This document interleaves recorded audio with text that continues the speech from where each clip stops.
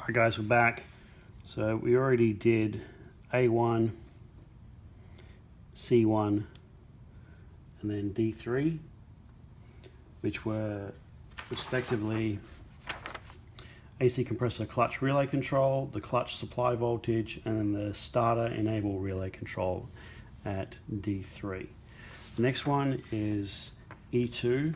Now this, according to the schematic, should have been 2 wires, but I couldn't work out where the second wire was going. So the wiring diagram from GM Upfitters said there were 2 yellow wires in here. Actually there's only one, which makes a lot more sense. So this large thick wire goes to X1A on M64 starter motor. So basically this is what sends your voltage down to the starter motor. It's not the main voltage line that runs directly from the battery. This is the wire that is going to kick your starter on and engage the gear and start up your motor. So that's E2 there. F2 is this one. This is a thick black ground.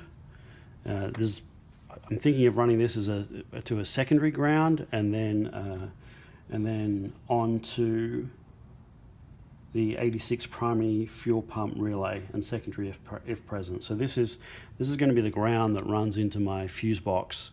The other end of this is the ground that connects to the lower left of the engine block, and I think it's a pretty important ground and actually quite a thick wire. So I may end up running a second ground from this and just put it on the chassis rail or something like that, just as an opportunity to run an extra ground and make sure there's plenty of ground paths. These LS engines seem to really like having plenty of grounds and making sure your grounds are good. The next one is G1, cooling fan control signal.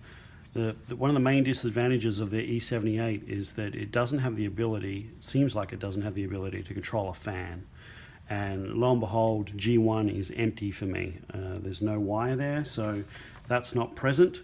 I did have a note in my spreadsheet that said, just here, LML only, does the K22 plug exists? And that's for G1 cooling fan control signal, which isn't present. Next one is G3, powertrain main relay fused supply. It's fused supply 4.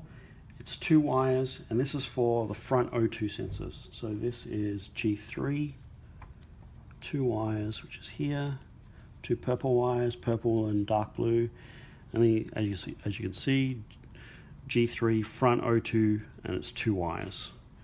Next one is G4, powertrain main relay fuse supply 1. This is another one which I wasn't sure what it did. It went to the multifunction intake air sensor B75C, but although it wasn't labeled really well, I figured this was LML only, so this would be for the 6.6 litre engine, which obviously I don't have. I have the L96, so this again was not present, so I don't need to worry about that. The next two, there's red.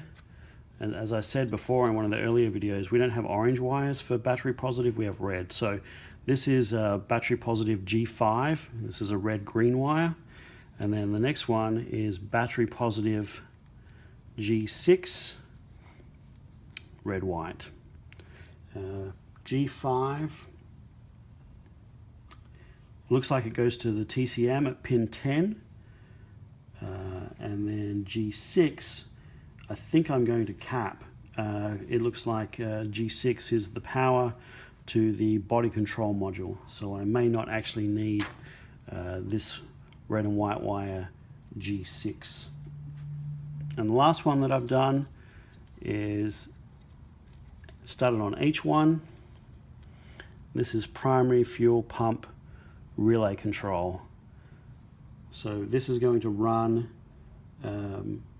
to 85 on the primary fuel pump relay, and then the other end runs to X1 28 in the ECM, and that's the wire that lets the ECM control your primary fuel pump, turn it on when you need it.